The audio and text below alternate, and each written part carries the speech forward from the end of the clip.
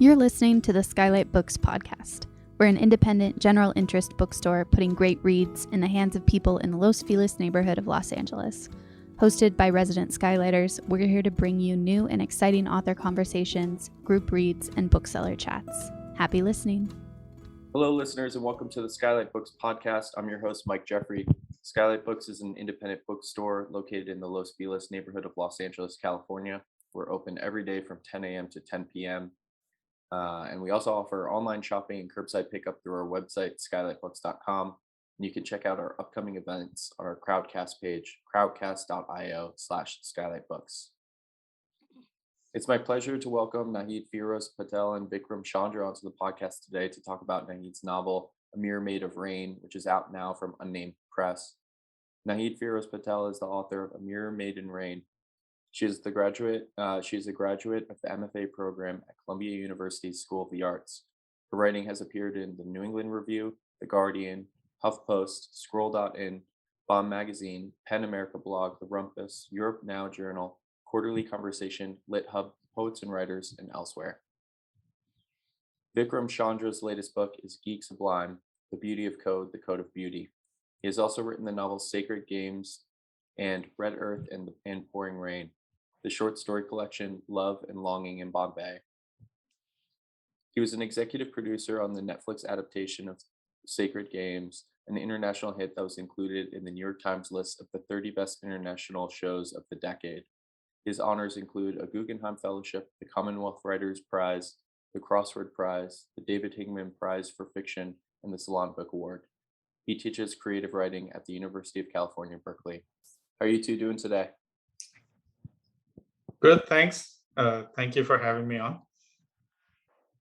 Hi, it's so good to be here, and I'm so excited to be speaking with Vikram about my book, my novel, Mirror Made of Rain, which published with Unnamed Press yesterday. And yeah. Congratulations on the pub day, and you have a little selection for us to read from? I do. So this is so the book is in like 4 parts, like a play, and this is from a wedding scene towards the end of the book, and my main character Noomi. I love this moment because it's really beautiful. I think it's a grandmother moment, and I've always just really loved it. So I'm going to read from it. Veer and I would marry in my grandparents' garden. Lily Mama and I sat on the veranda on a winter afternoon, the sunshine sweet and soft, our heads together over a goldsmith sketch for my wedding necklace. I held a stone the size of my pinky nail up to the light. It was full of green fire. I brought it closer to my eye. Remember, Lily Mama scolded, emeralds are brittle. They crack easily. Where'd you get these? I asked, setting the emerald down gently on the blue velvet cloth. They were my mother's, Lily Mama smiled. I set them aside for you on the day you were born. Love squeezed my ribs. Lily Mama was good at hiding how much she cared. We looked out at the garden in comfortable silence. A green bird the size of a ping pong ball with opalescent wings and a ruler straight tail landed at the terracotta bird bath by the rose bushes, admired its reflection for a moment, and then flew off. Uffo! This new gardener has made it his life mission to ruin my roses, Lily Mama said. She trundled off into the lawn, barking orders in her broken, mangled Hindi, looking large and pure in the yellow morning sunshine, like a fat, gracious angel. A greater cuckoo, a crow pheasant, hopped onto the lawn, copper wings burnished in the sunlight. Its eyes were tiny red flames in its oil-black head. It saw Lily Mama and took off, letting out a whoop, whoop, whoop. In remote parts of the country, like the village Shantabai grew up in, the cuckoo's call was a bad omen. I'd always thought of it as a sign of good luck. I pointed the cuckoo out to Lily Mama and said, "Look, my lucky bird." "He doesn't belong to you," Lily Mama said. "Luck is a wild, untamable thing." I remember being in the kitchen when Lily Mama showed Asha how to make Jay's favorite dessert, Malida, made of wheat, ghee, cardamom, almonds, and sugar. Asha slivered the almonds with a long knife and tossed them into a sizzling pan of ghee as Lily Mama watched, arms crossed. "No," No, you're supposed to wait until they are golden brown. I saw Asha's eyes begin to tear up. Her smile collapsed under the weight of disapproval. The knife slipped out of her hand and clattered to the floor by Lily Mama's feet. Well, come on, pick it up, Lily Mama said. Pick it up, she roared. Asha dived to the floor. She lifted the knife. It flashed in my eyes. My mother, too, was a brittle gemstone. She, too, cracked easily. The kukul flew into the bamboo thicket. I found him perched on a grey stone, puffing up his throat. The bird let out a few whoops. I bowed. He flew off without returning the greeting. Did you put aside gemstones for the other baby? I said to Lily Mama, coming out of the thicket. He died, so can I have his share too? I blinked until my eyes adjusted to the sunlight, putting one hand over my forehead like a visor to cut the glare. Lily Mama was bent over, big bottom in the air, pulling dead leaves out with her hands. She turned and said, "What?" Then went back to stripping the rose bush. I strolled up with my hands clasped behind my back. A few years ago, Shantabai told me my mother had a second baby, born when I was 6. He didn't survive. I studied Lily Mama's alabaster face. Something bright and green flashed in the corner of my vision. I turned to watch a flock of parrots alight on a bare tree and turn into its leaves. They took off again when the dogs ran helter-skelter on the lawn barking. Lily Mama straightened up and squinted at me. He looked like you, she said. A tiny thing. She cupped her hands and brought them together.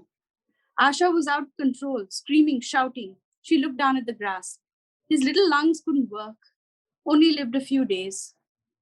I remember when my mother would lie still on the bed and let me paint her arms and legs with my Camden color set. I made flowers on her arms, vines that twisted around her long, beautiful legs.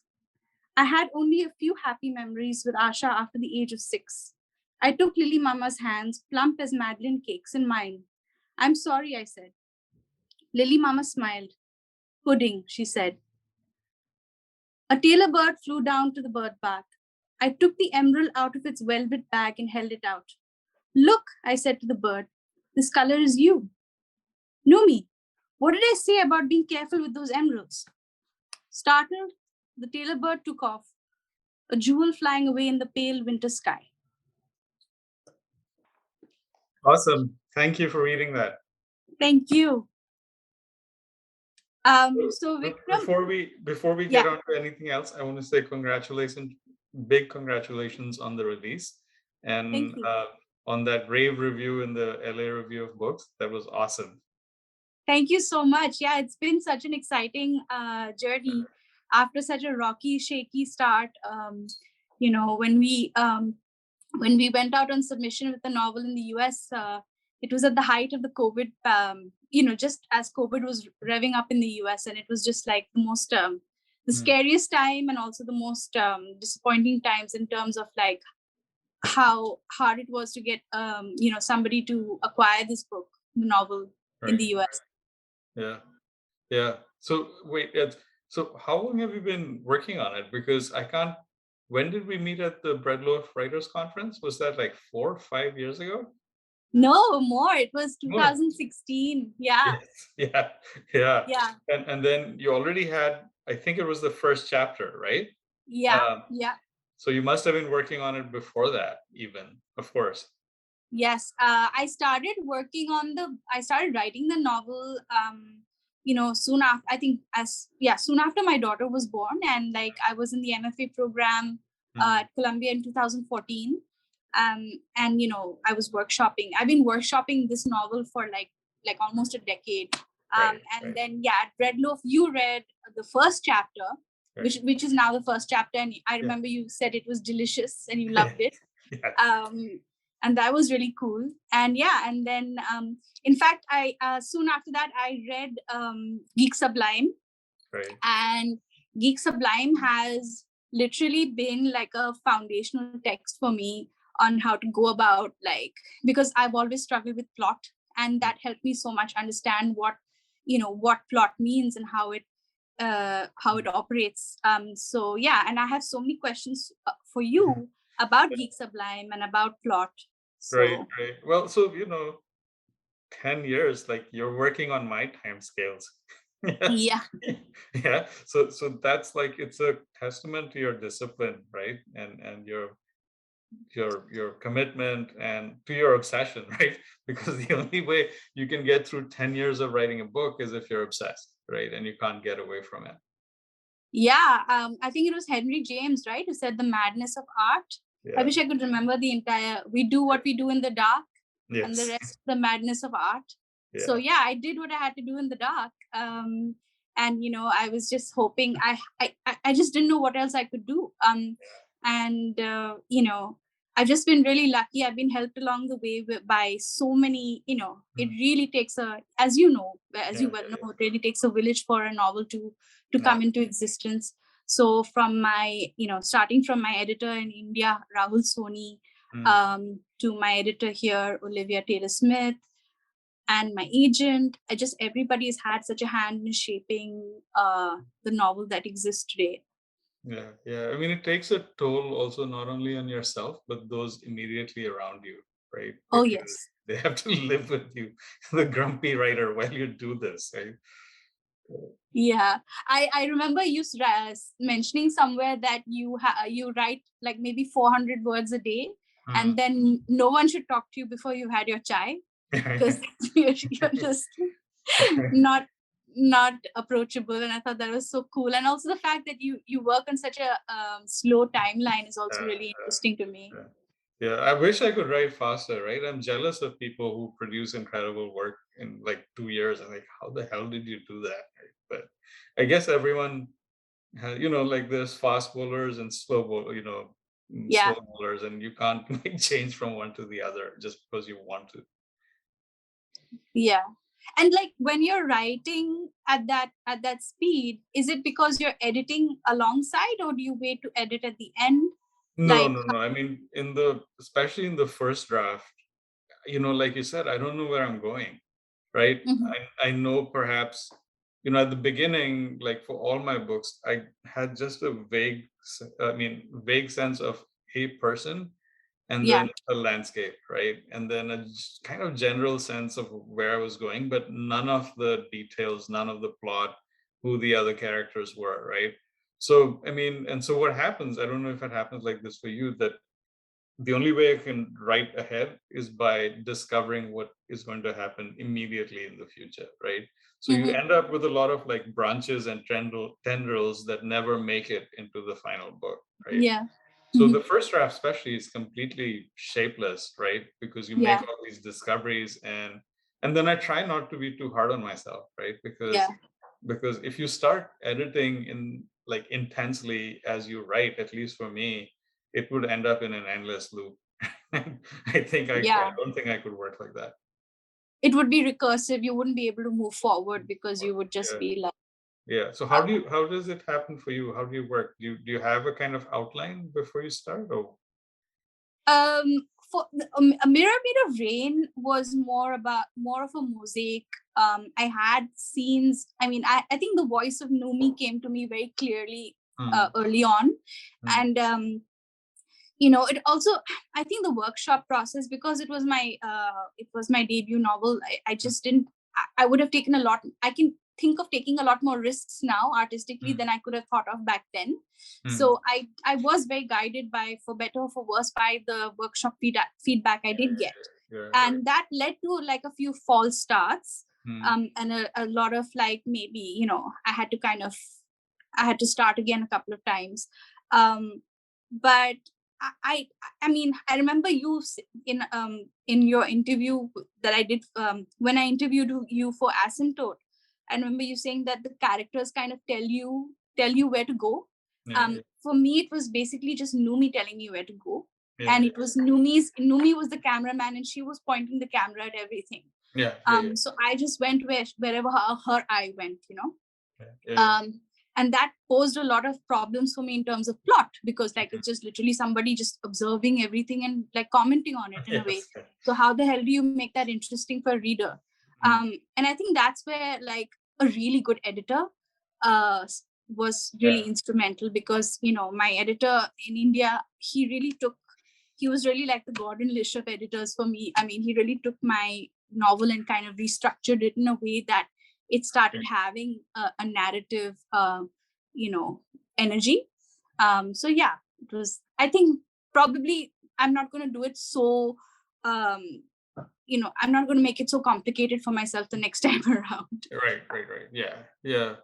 Yeah. And like so what I was saying was that plot part in the first draft is like very confused, right? Yeah. And then maybe third or fourth draft, when I start to understand the structure of the book in the large and in the small, right? Like chapter level, scene level, then it starts to, I can think in analytical terms, right? Because before that, I'm just letting it go, right? Get it out on the page in some sense, right? Do you find it difficult to silence your inner critic, or do you have an allowed inner critic to start with? Yeah. Of course, right? And so, like you said, I write like 400 words every day. So what I do the next morning or afternoon when I'm sitting down to write is I read those 400 words, right? And then you always think, what a shitty sentence that. and then I try and clean it up a bit, right, before I go on, but not too hard, right? Because at that point the job is just moving forward. And then the other thing is like you always have the uncertainty about whether what you're doing is any good, whether it's worth doing, even whether you're accurate about what you're getting down on the page, right? Like, so if I'm writing about something that I know nothing about, right, then I do a lot of obsessive research in that regard, Yeah. just to kind of make sure that it has some level of accuracy, right? It's not completely wrong, because of course, like, angry readers will come at you because if you do something completely wrong, but even I just don't feel good about it, right? Like, what the hell are you doing, right?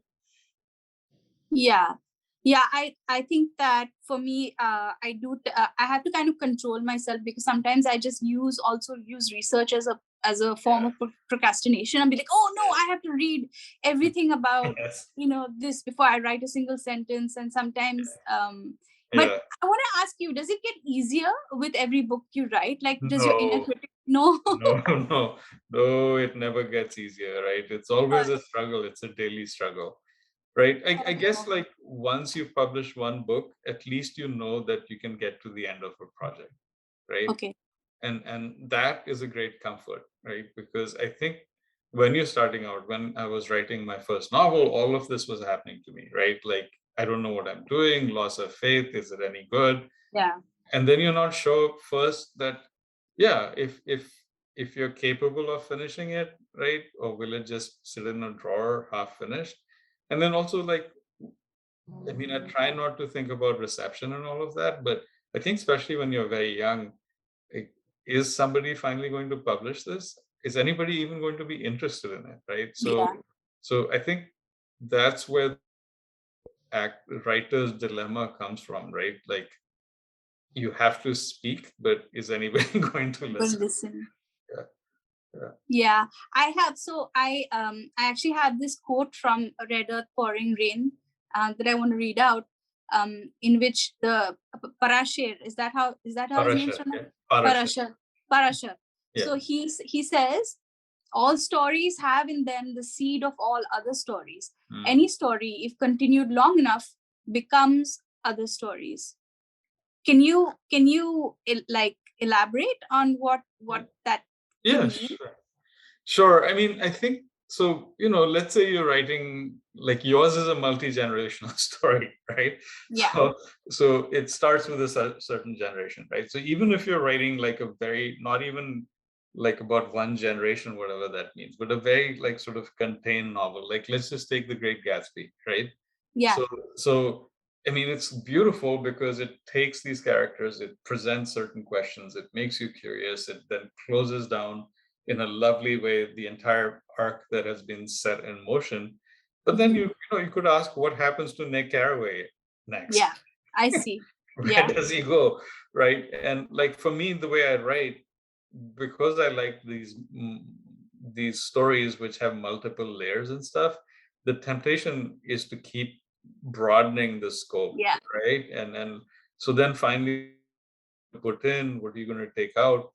And for Sacred Games, which is a 900-page book, Yeah. deals with crime and spying and all of that.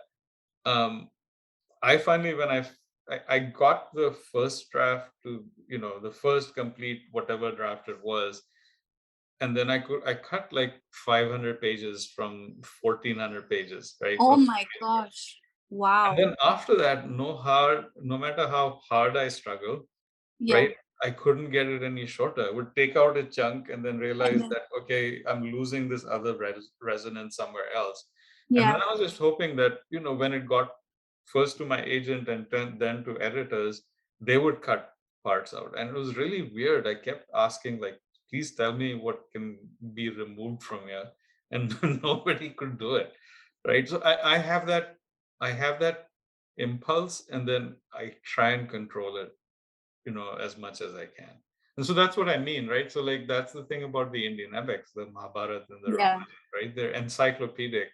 And there's a line in the Mahabharata which more or less says, if it's not here, then it doesn't exist, right? So it tries to capture not just like generations, but an entire world of possible subjects, right?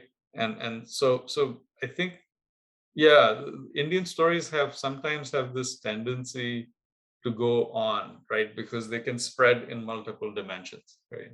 And they become very multi-generational, right? Yeah, what you refer to as the pre-modern registers of Indian literature versus your your appreciation for American modernism, which is more like kind of clean to the bone and stuff like that. But I understood this quote to mean like, I'm very fascinated by fractal patterns, which is basically like snowflakes or branches, and it is like the same pattern kind of repeating itself but on a smaller and smaller scale. And I think that repetition itself generates a lot of narrative energy, so instead of like you have the Western idea of like conflict being like a turbine engine that kind of drives narrative forward, you have this fractal pattern that keeps branching out like a tree, like a plant, and that is also a form of plot or structure, which is, I think, very appealing and very beautiful. And I think that Sacred Games is, to me, it is really like a tree, because it's about Mumbai crime, but it's also about generational trauma. It's about so many things. I can totally imagine how it would be really hard, because it would be like cutting off a branch of a tree. Like, the tree might not survive.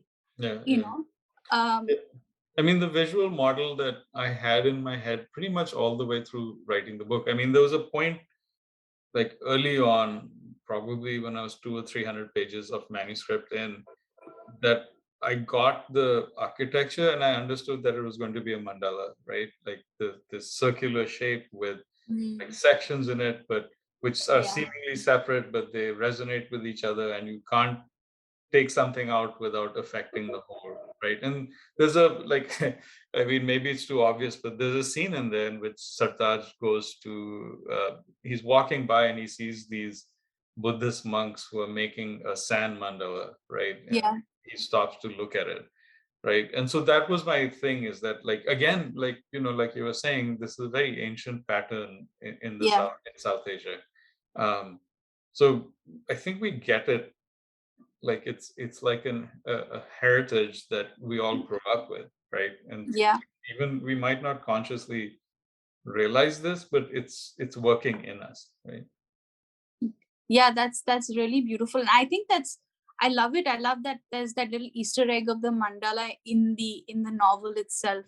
Right. And I remember in Red Loaf, you gave this incredible presentation where you showed us this visual poetry, which is also kind of, when the what could you remind me what that was? Because it was, I remember that, it's called Chitrakavya, and that means picture poetry, and it can also suggest the poetry of amazement, right? And so there's Western equivalents, like I guess you would call it figurative poetry. So like, if you're writing about an angel, the shape of the poem suggests wings, the angel's Yeah. wing, right? Yeah. So Indian poets have been doing this for centuries, right? So like Mhm. you'll write a verse, and then by tracing syllabic patterns in the verse, you'll start to see, a drum, for instance, Mhm. or you'll see a snake, right? Once you know how to look at it. Yeah. And the kinds of feats that they're able to achieve are just mind-boggling, right? And so that's been a kind of long-term obsession of mine, that here are these poets, and the thrill there the hard part, of course, for the poet is working within not only a kind of rigid form of a couplet, right, where you have Mhm. a Yeah. certain number of syllables, you have like 4 Yeah. feet, and all of Mhm. that, others to it.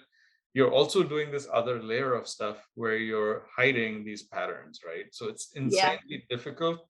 And then for the viewer, the reader becomes a viewer too, right? Where Yeah. Yeah. you suddenly see this thing in the poem, and it's astonishing, right? And that's not the only part. I mean, Chitrakavya also includes something that is called Shlesha, which is multiple meaning poetry, right? Mhm. So what you can do is, you can break apart the syllables of a sentence in different ways, so it becomes, um, it means different things, right? So these guys will write a poem which read in one way is Means a story something. from the Mahabharata, and then you read it and the other way, and it's a poem about the Ramayana, right? Wow. And so, like, I mean, again, like I was saying, there's Western equivalents, right? I will not remember the name of the French novel in which he never uses the letter E, right? Yes, yeah. I believe that comes from a formal school called Ulipo. Yes, It's the exactly. Ulipo school where you impose a set of formal constraints on yourself, Right. um, in order to be more creative. And I've always thought that really fascinating. Yeah. That self-limitation could Yeah. be a avenue for exploration Right. in a Right. way. Yeah. Yeah. Exactly. I mean, so Indian poets have done things like write an entire couplet, in which they're using only one sound, one syllable, right? Wow. Right. And of course, I often look at this and think, who's the reader for this thing? Because what Yeah. they do is, in order to achieve this, they have to use really difficult Sanskrit or Tamil or whatever language, Telugu, whatever language they're working in, Mhm. for which you need an enormous amount of knowledge to figure out what those very specialized forms of words mean, right? So at that level, we're talking about an incredibly sophisticated, refined culture of writing, but also of reading, right? So it's fascinating to think about this also in historical terms, right? Like, why was this important? Like I was saying, who is the audience? Who are the patrons for this? Do you think that Indians writing today are, or any, do you think anybody in South Asia writing today has incorporated these kind of forms into their fiction or non-fiction? Or you think that this is very much still like it's something that's been left behind in the past? Well, I'm not aware of any modern fiction, at least, in which people have done this. But there are still people, practitioners of Chitrakavya, right? Uh, Wow. who are working today, right? And there's a small audience for this. I mean, I'm aware of some people who do this in Sanskrit, but also the audience is much reduced, right? Because hardly anybody, a very tiny minority of Indians actually speak or understand Sanskrit, Yeah. right? Hmm. I sometimes hear of it.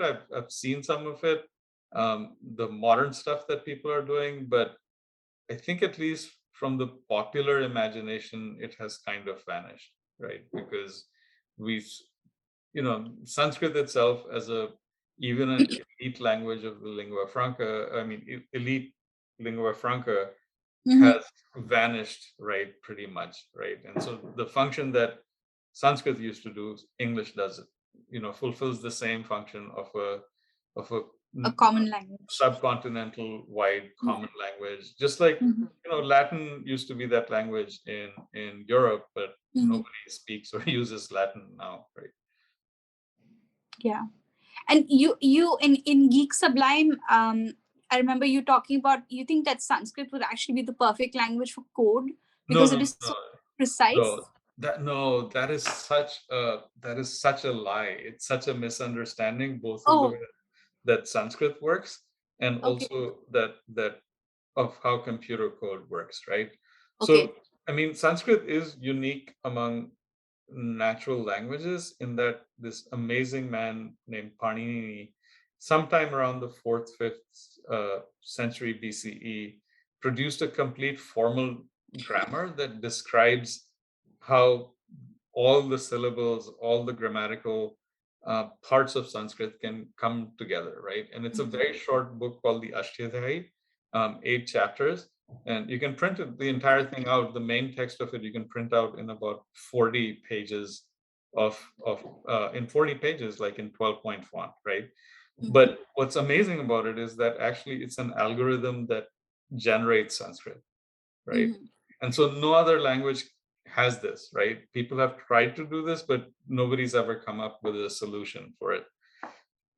So when you say the word generative algorithm, generative grammar, people instantly think of computer code, right? Because Okay, that's what computer code really is, right? right. Yeah. But Sanskrit is not any more accurate in communicating meaning, right, to another listener, because in normal usage it's ambiguous, right? So for instance, the famous example that pre-modern Sanskrit linguists used to get this idea across was that the simple sentence, the sun has set, right? And so what that lovely example, the guy who gives it says that, let's say that you say a general says to the king, right? And in that context, it can mean it's now time to attack because we're going to do a night attack, right? Okay. And I see. if a woman says this to her friend, it can mean the sun has set and now my lover can sneak to my garden, right? Yeah. So language changes according to context, right? And Sanskrit, Yeah. I mean, not only is it completely like that in terms of ordinary language, but the Sanskrit poets and linguistic philosophers built an entire theory how the reason that poetic language works like this is because it's suggestive, right? So Yeah. Yeah. any like 2 lines of poetry that have lasted like 2000 years, from ancient India or to Greece, we keep reading it because it suggests different meanings, different words, right? Yeah. So, but the whole function of computer code is for a human being to tell machinery completely unambiguously what to do. What to do? Right? and, Yeah. and so these are actually called context-free grammars or languages, right? Like there has to be no context, No context. right? Or only the context of the immediate machine that you're addressing. And if you have ambiguity in code, nowadays you can kill people, right? You can Yeah. crash planes by doing that. So this thing goes around WhatsApp and Twitter and Facebook. Like I've seen it like probably every Oh, 6 so it's months. become like a meme. It's a meme. Like some Yeah. person will say, "Oh, Sanskrit is used at NASA," which is complete bullshit. It is not, Yeah. right? Yeah. And it can't be, right? Yeah, and it's also been appropriated by the right wing, right? Like Yeah. it's become like a Yeah. but I think that's so for me, like I feel like your 2 minds, like you have one, yours is the mirrored mind, the design pattern mind, and then there's the Chitrakavya mind, which is seems to be completely, these seem to be opposite ends of the spectrum in terms of like how you approach language or how you approach art. Well, I think maybe like I said in the book that after you struggle for like 4 hours with the ambiguities of language where you don't know how to make it beautiful, right? Or you're struggling to do that, it's kind of a relief to escape to a context in which the language in a sense is very limited, right? Or limited at least in its grammar, right? Because like other languages, by combining the limited, what is the word, the limited grammar of the language, you can create many effects, right?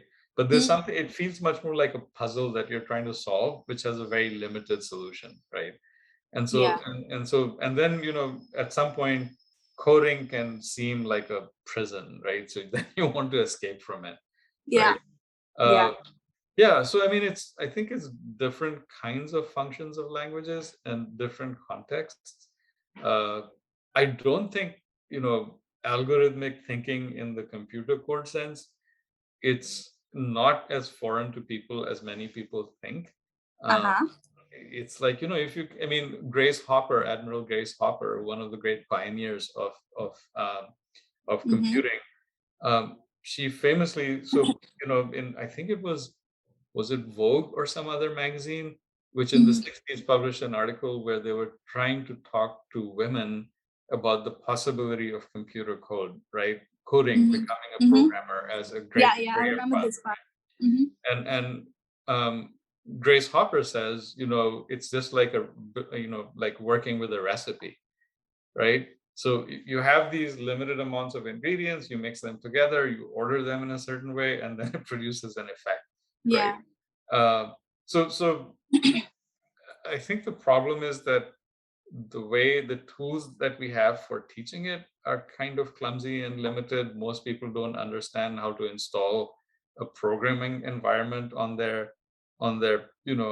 laptop or whatever. Yeah. My kids who are 11 and 14 um, have been talking about computers and looking at programming, and it's an amazing school, right? So I'm not blaming the school. It's just Mm-hmm. that I don't think anybody's has the tools yet to convey algorithmic thinking to young kids, right? Or even adults, right? Even adults. Right. Yeah. And the other part is that the way we teach it. So I took a couple of computing programming classes in college, and Mm-hmm. I found them completely boring, right? Like, so the problem which would be suggested Yeah. is like, here, Yeah. sort this list of words. And Yeah. then after I graduated, I was to make money while I was going to film school. I was working at this insurance connected business where we had Mm-hmm. to type up boilerplate text for insurance reports. Yeah. And then, word processors have macros, right? You can automate, typing. And I was Yeah. like, oh, I can, like, if I make like 5 macros, I can write an entire report that used to take me 40 minutes in like Yeah. 5 minutes, literally, by kind of filling in the blanks. I can then goof off for the 40 minutes, right? So anyway, I'm going on too long about this, but what I'm No, saying, it's fascinating. yeah, it's like I wish that coding was more democratic, right? And this is often a topic of discussion in the tech community, and then people like first will say, use this tool, use this learning environment. But Yeah. the reason that this discussion is happening is that we haven't figured out how to do it yet. So I'm going to put a pin in algorithmic thinking because I want to come back to that. But I just wanted to, I just had a little anecdote. So in Geek Sublime, you talk about Ada Lovelace, whose father was Byron, and whose mother was a mathematician. And my daughter, who's 9 now, but when she was much younger, she used to have this book, this children's book called Ada Lovelace, Poet of Science. Yeah. And it was about how Ada Lovelace kind of combined her father's poetic nature with her mother's very analytical nature to basically create, I think, which was the first computer by using French, what is that, I forget what it's called, that French the loom. The loom. Yeah, exactly. And I thought that so was, I mean, she didn't. Nobody in that era actually managed to make a physical computer, right? But the idea of algorithm, right? How to produce this limited language that you could do anything with, and she's a lovely writer. She writes about, once we can do this, we'll be like, magicians. I can't remember the exact quote, right? But it's beautiful. Yeah, she wrote the footnotes to this guy's book, and her footnotes are actually more important or more impressive than the book, and bigger than the book. And of course, so in my mind, it's like, the way I've kind of trained myself is like kind of matching or like kind of melding algorithmic thinking to poetry or poetic language. Because if you just keep looking at language, like, this is a big mistake I think that you do in your first year of your workshop or MFA, is that you write a sentence so many times, just getting it absolutely perfect. Each sentence should be perfect, but then when they're all put together, they're so bloody boring. Like nobody wants to read this damn thing, you know? So there has to be like, I mean, no offense. I mean, some things can just be beautiful for the language, but there has to be like a structure or like an algorithm that kind of, you know, we as human beings derive a lot of comfort from patterns in a way, you know? Yeah. No, absolutely. I mean, I think storytelling is a deployment of pattern, right? Yeah. I love that. So I mean, you know, conflict is pattern making, right? It's this pattern that has worked for thousands of years in every culture, right? So I mean, in the West, like one of the dominant patterns has been the traditional three-part structure of conflict, right? First act, second act, third act. And you have analogies like, I mean, on the smaller level, Indian stories work like this too, right? Obviously, if you have Arjun, the hero, you have to have Duryodhan, the quote unquote bad guy, right? And then they have to clash. They go through a series of writing battles. There's one big climactic battle, right? And so forth. And so, you know, there's patterns like that. Character is a kind of pattern, right? What we are taught in MFA programs is this is how you construct a character of interiority, right? And complex character. And then down at this level of scene, you know, what is the dialogue effective, right? So these are all structures that this is why we can teach them, right? And so the trick lies in that you take these parts, this pattern language, and then each time you're using it, you can create a new thing with it, right? Which is the wonderful thing about language at the most like sentence level as well, right? You know, limited alphabet, limited number of words, and then you make something unique out of it, right? So yeah, no, I use the notion of pattern a lot, right? Oh, and then again, I'm going to go on too long, but why are children like your kid, why are they so interested right from the part where they start being able to deal with language, understand language? Why are they interested in story? Right? And why do they indulge in imaginative play, right? In which they make their own stories, is because all of that is training through pleasure for all the pattern making that you will do during your life. Throughout your life. Yeah. Absolutely. That's so true. And like I feel like that's why like writing fiction or studying how to write, not fiction but anything, kind of sets you up for so many other skills really, or you know, it grows beyond just what's on the page. Yeah, absolutely, right? So you know, the creative mind and the analytical mind, right, deployed in together is the same, right? Where whichever domain that you're operating in, right? So obviously with the Ukraine war you going on right now, on Twitter I follow like a couple of very experienced generals, like senior retired people, right? And so what, you know, in military thinking, again, you have certain equipment, you have certain resources which are always limited. You have a large scale problem that you break down into smaller scale problems, right? Like, okay, I don't know, we're going to capture this area of territory, right? And then what is that territory? You break it down to smaller parts, and then you have your bigger units, which are again organized in smaller units, right? And then both sides try their best, like through the horror of war and killing and destruction, to achieve their end, right? And that skill again is taught in military academies at the high level, but it's also taught at the very small tactical level, right? Ground level.